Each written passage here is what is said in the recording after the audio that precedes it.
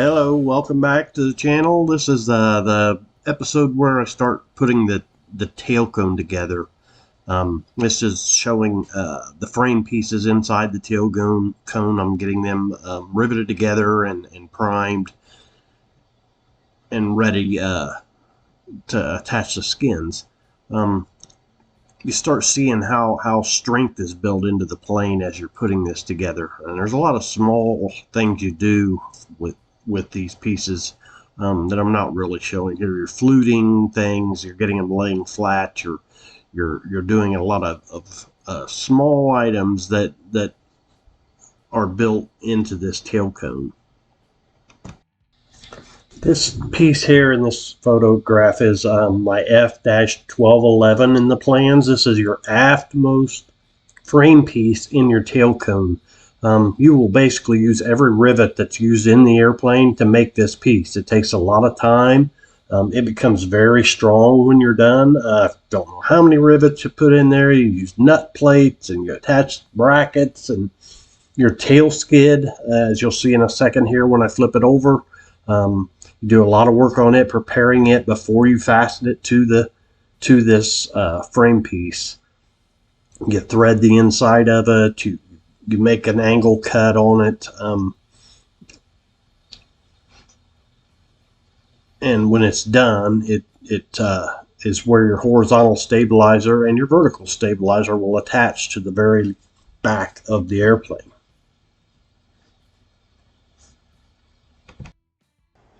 When you order the practice tool kit, any of the practice kits before you start a build, I believe they send you section 3 and section 5 with them, which you'll also get with your first kit.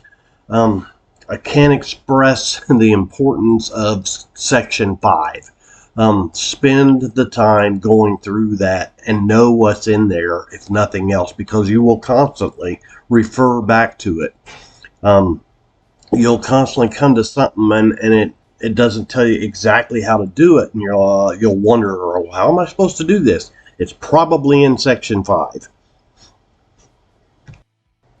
So if you're waiting on a kit to come, one of the things you can do is spend a lot of time going through this section 5. Read it through.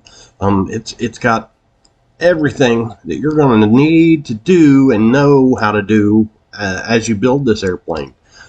It's not just in there as like the instructions for something you bought at IKEA to put together that us as men have a tendency to not even look at.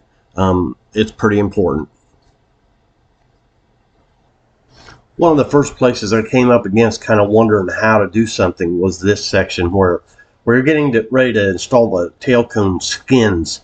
It talks about braking, putting a slight brake on the edges where they will join together, so you have a nice joint when you rivet it.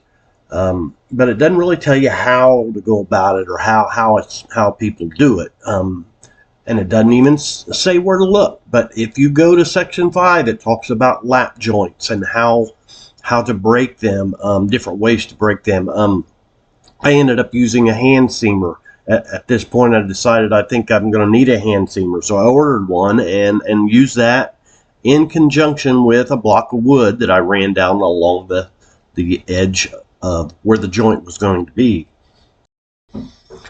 Here I've got my tables just spread 2 tables apart and starting to attach the frame pieces to the bottom skins. Clecoing them all up together and looking kind of at my lap joints that I broke and deciding I'm satisfied with them at this point. Before we put any rivets in,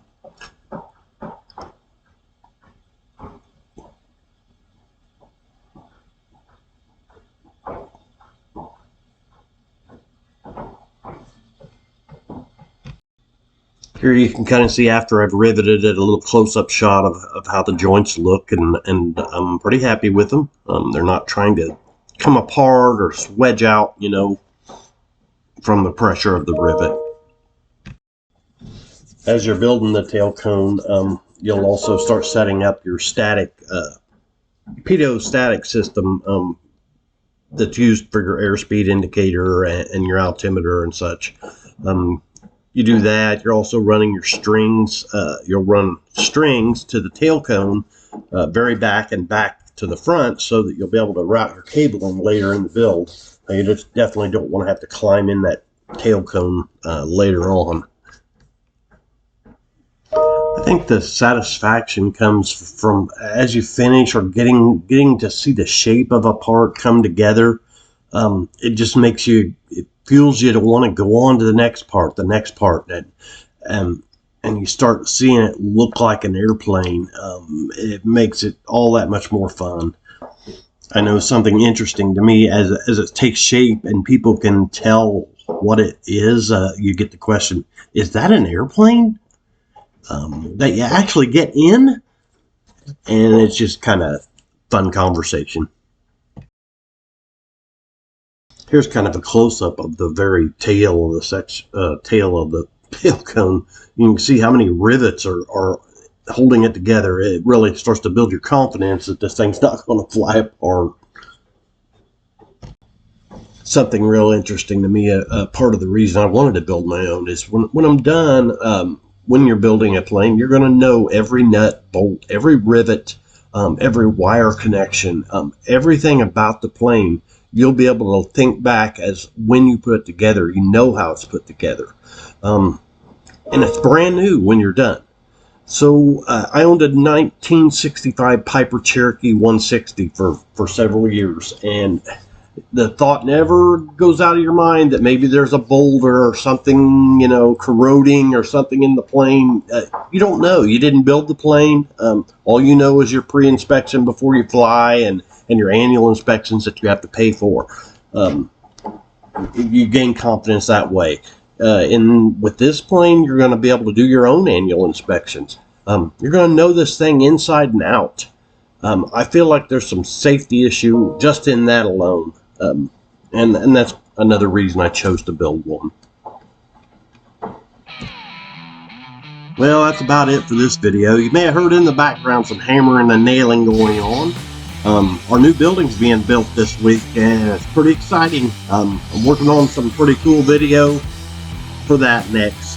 Thanks for watching, and please like and subscribe and comment. It's greatly appreciated. Have a great day.